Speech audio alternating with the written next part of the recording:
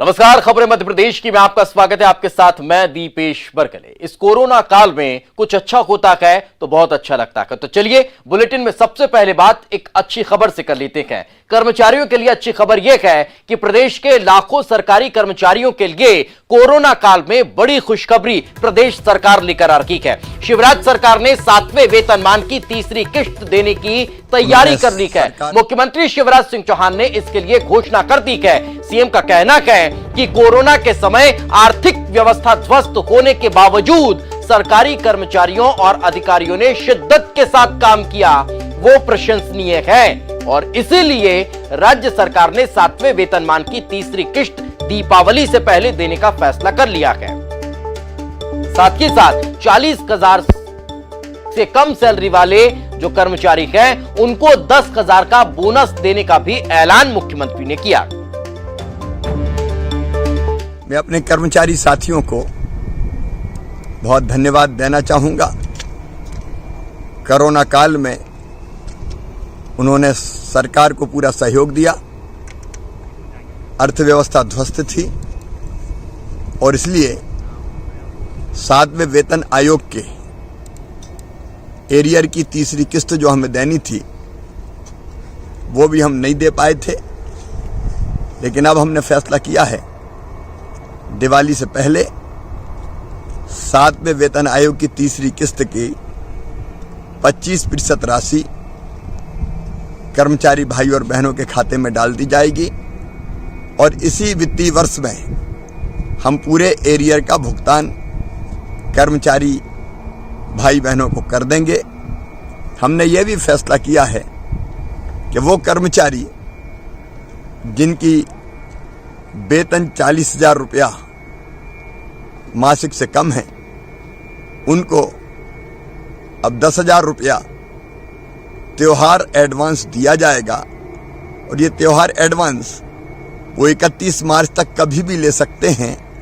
त्योहार अच्छा मने, दिवाली और बाकी त्योहार पर कर्मचारी भाई बहनों के पास पैसे की कमी ना रहे, इसलिए ये फैसले किए हैं। मैंने पहले ही कहा था कि अस्थायी रूप से एरियर जैसे एरियर और इंक्रीमेंट रोके गए हैं, लेकिन इसकी एक एक पाई सभी कर्मचारी भाई और बहनों को दी जाएगी। चलिए अब बात करते हैं अंतहीन आइटम की। राहुल गांधी ने कमलनाथ के आइटम वाले बयान पर असहमति जता दी है। वायनाड दौरे के दौरान राहुल गांधी ने कहा कि मुझे ऐसी भाषा पसंद नहीं है, मैं ऐसी भाषा की सराहना नहीं करता हूं। राहुल गांधी ने कहा कि कोई भी महिलाओं के साथ अभद्र व्यवहार नहीं कर सकता है। वहीं राहुल गांधी के बयान पर कमलनाथ का कहना है कि राहुल जी की राय अपनी है। मैं अपने बयान पर खेद जता चुका हूं कि मैंने किस संदर्भ में कहा था। जब कांग्रेस नेता कमलनाथ से सवाल हुआ कि क्या वो माफी मांगेंगे, तो कमलनाथ ने कहा मैं क्यों माफी मांगूं।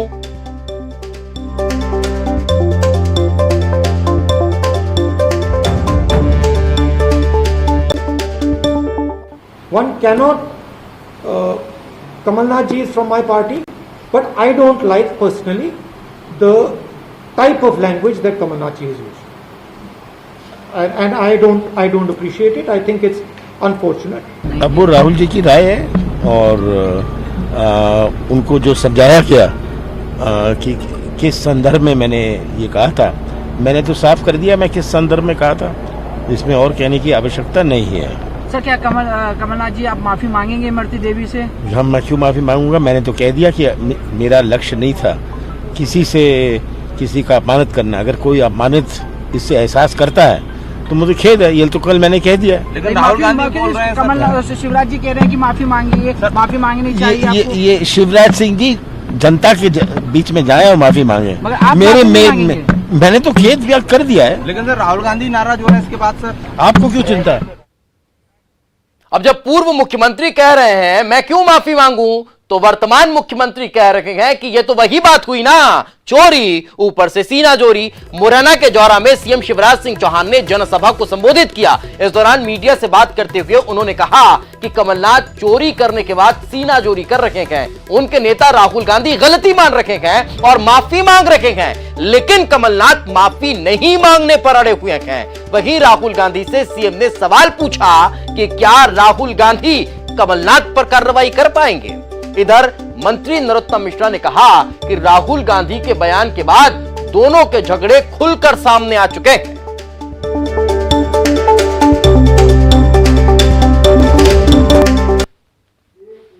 पहली चीज तो ये कि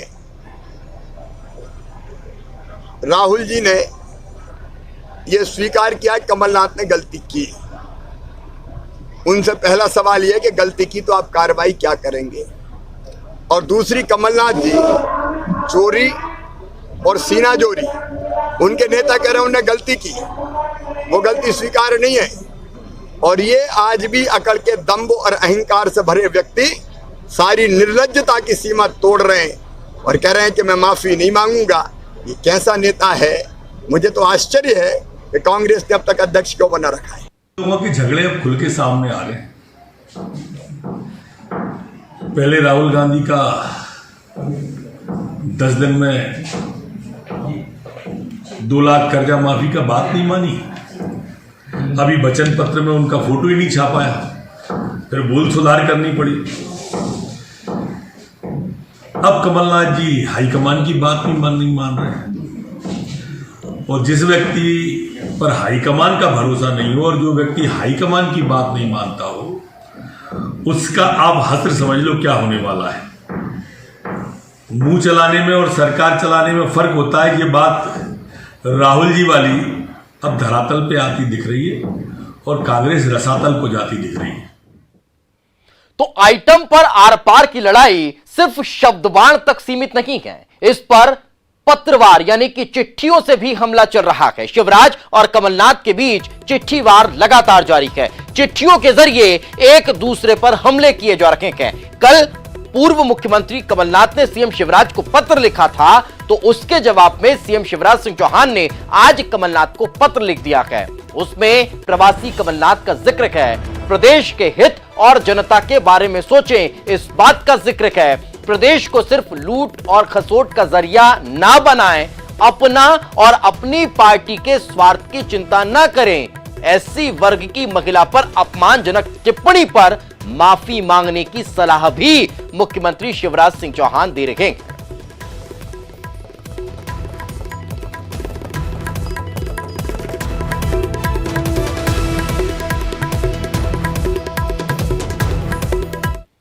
तो लगातार अब इस पर वार पलटवार का दौर जारी है और अब यह वार पलटवार उस हद तक पहुंच चुका है जो न जाने इस 28 विधानसभा के उपचुनाव में क्या रंग लाएगा। चलिए चर्चा करते हैं। हमारे सहयोगी मनोज हमारे साथ जुड़ चुके हैं। मनोज, अभी तक की जो बातें निकलकर सामने आई, उसके बाद राहुल गांधी के द्वारा दी गई प्रतिक्रिया और उसके बाद पूर्व मुख्यमंत्री के द्वारा इस बात को सिरे से नकार देना कि वो माफी नहीं मांगेंगे, किस और इशारा कर रहा है। क्या बीजेपी अब इसे भी मुद्दा बनाते हुए चुनाव मैदान में उतर रही है?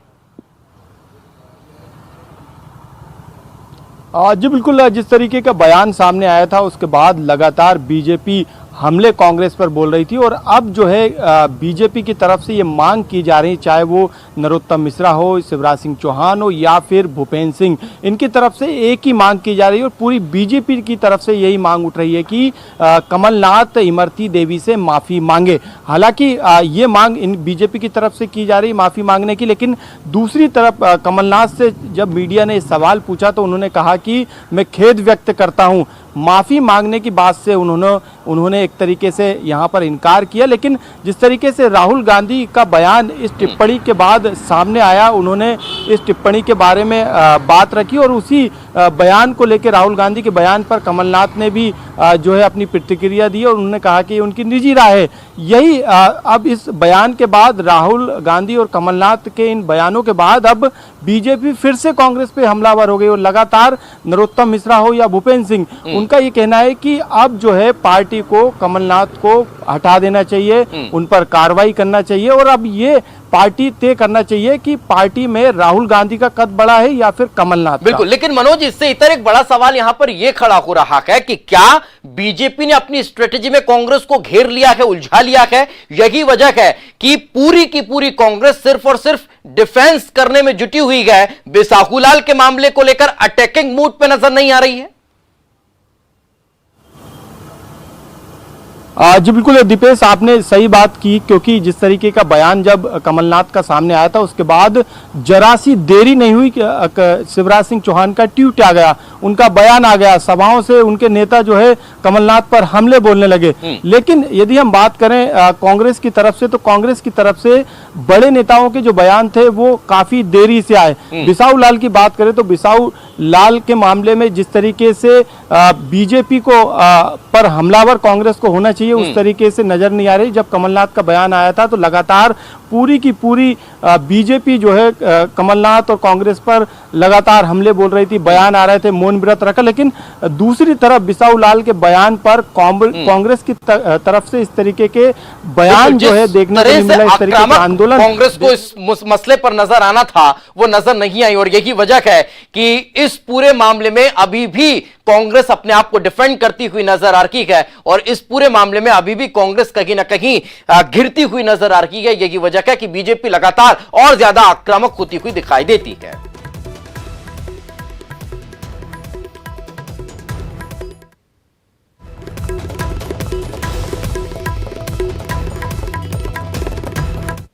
और इधर मंत्री बिसाहूलाल सिंह के बयान पर रिटर्निंग अधिकारी अनूपपुर ने नोटिस जारी कर दिया है और 24 घंटे में जवाब तलब किया गया है। नोटिस जारी करते हुए रिटर्निंग अधिकारी ने पूछा कि आपने कांग्रेस प्रत्याशी के पत्नी के बारे में आपत्तिजनक टिप्पणी का प्रयोग क्यों किया है।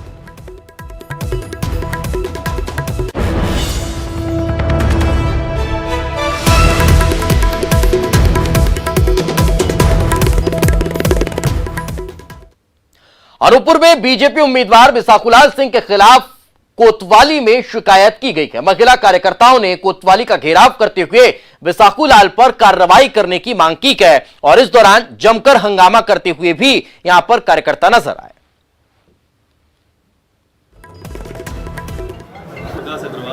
मुझे जान से मारने की धमकी दी गई, दुर्दशा कर देने की बात की गई है इस वीडियो में। आगे बढ़ते हैं, बात बुरहानपुर की करते हैं, जहां 19 अक्टूबर को नेपानगर विधानसभा उपचुनाव में जनसभा को संबोधित करते हुए पूर्व सीएम कमलनाथ के काफिले को पूर्व मंत्री अर्चना चिटनिस की अगुवाई में बीजेपी कार्यकर्ताओं ने काले झंडे दिखाए थे। रिटर्निंग अफसर विशा माधवानी ने नेपानगर पुलिस थाने में अर्चना चिटनिस सहित 38 बीजेपी के नेता और कार्यकर्ताओं पर एफआईआर दर्ज करने की बात कही गई। एफआईआर के बाद अपनी सफाई देते हुए अर्चना चिटनिस ने कहा कि पूर्व सीएम कमलनाथ के द्वारा इमरती देवी के लिए अमर्यादित शब्द कहे जाने पर मैंने उनका पहले एक महिला, एक सभ्य समाज के सदस्य होने के नाते विरोध दर्ज कराया।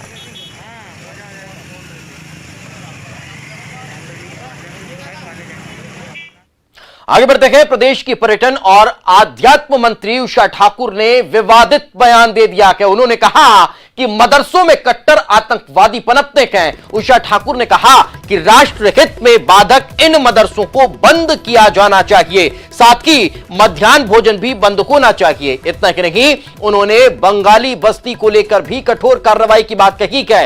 इधर कांग्रेस ने बयान को गैर जिम्मेदाराना बता दिया है। दरअसल असम के बाद अब मध्य प्रदेश में भी मदरसों पर सवाल खड़े होने लगे। आप देखिए कि सारा कट्टरवाद, सारे आतंकवादी मदरसों में पले और बड़े हैं। जम्मू कश्मीर को आतंकवादियों की फैक्ट्री बना के रख दिया था।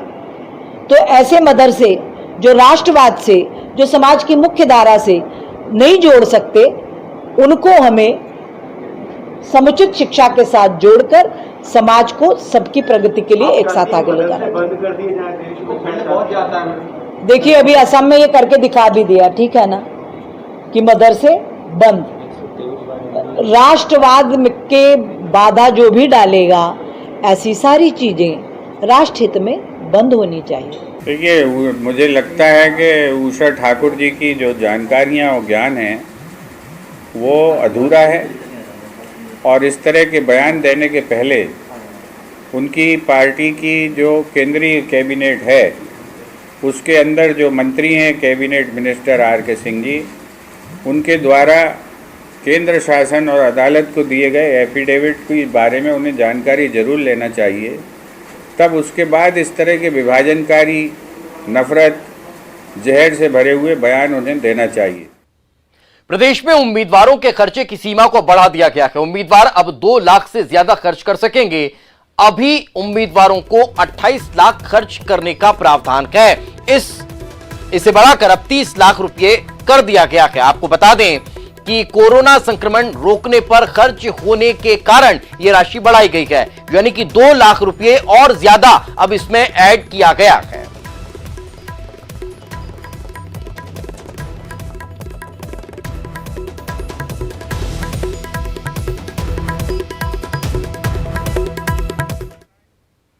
और चलिए फिलहाल वक्त एक छोटे से ब्रेक का है। ब्रेक के बाद जल्द हाजिर हूं।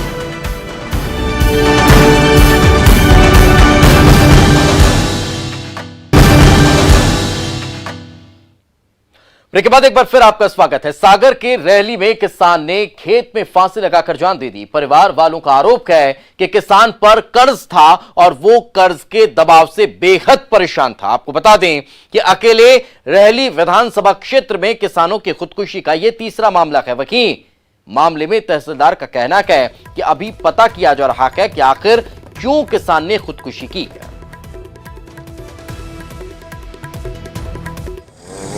कर्जा के कारण से बच्चियों की शादी करनी थी और कर्जदारों से परेशान थे वो लोग। इसी टेंशन में उन्होंने आत्महत्या कर ली। कितने का कर्ज हुआ? 70-80 हज़ार रुपये का कर्ज था। कैसे परेशान थे? कोई परेशान कर रहा था क्या? और वही कर्जदार परेशान कर रहे थे।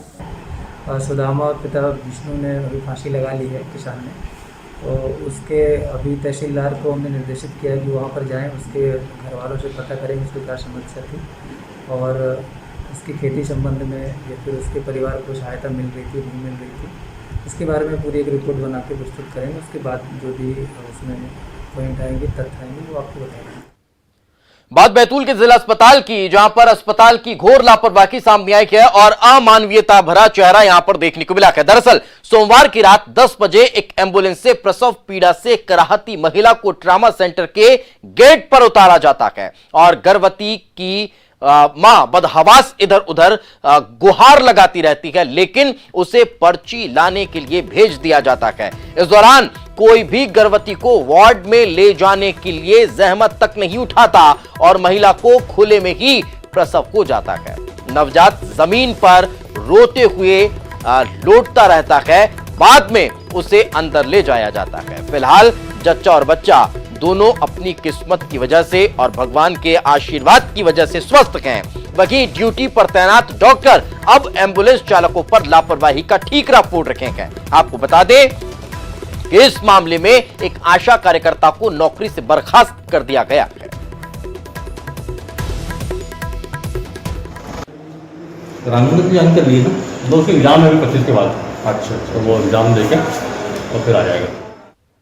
उधर अनूपपुर में 6 माह के बच्चे के अपहरण की गुत्थी पुलिस ने सुलझा ली है। मामला पुष्पराजगढ़ के थाना करण पठार का बताया जा रहा है, जहां बीते मंगलवार को 6 माह के दूध मुहे बच्चे के अपहरण के बाद परिजनों ने शक के आधार पर पुलिस आईटी सेल की मदद की और आरोपियों को दर दबोचा किया। आरोपी ललिता बाई और अग्गन सिंह ने बच्चा न होने पर बच्चे का अपहरण की योजना बनाई थी और सुनीता बाई के 6 माह के बच्चे के खिलाफ माफ कीजिएगा 6 माह के बच्चे को खिलाने के बहाने जाकर और वहां से फरार हो गए थे।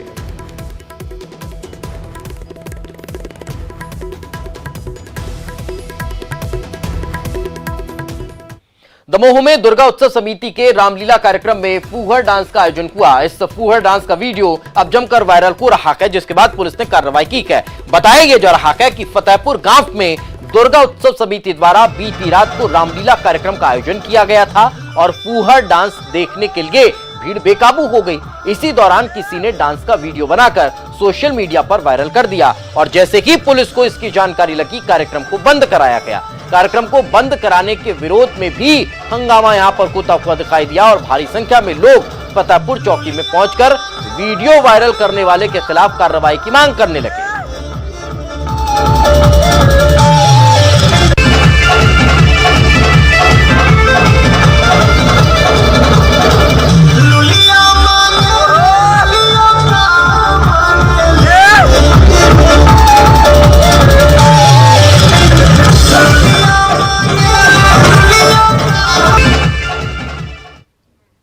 और चलिए इसी के साथ इस बुलेटिन में फिलहाल इतना ही। खबरें लगातार जारी।